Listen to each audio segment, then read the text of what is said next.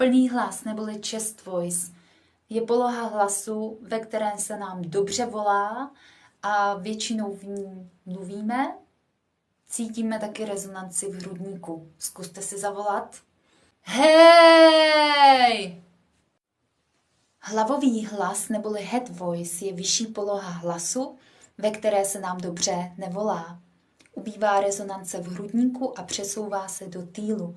Můžete si nechat ruce v týlu.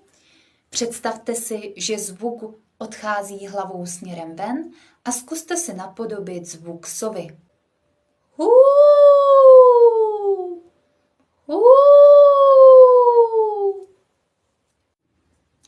Smíšený hlas neboli mix voice je poloha hlasu mezi plným hlasem a hlavovým hlasem.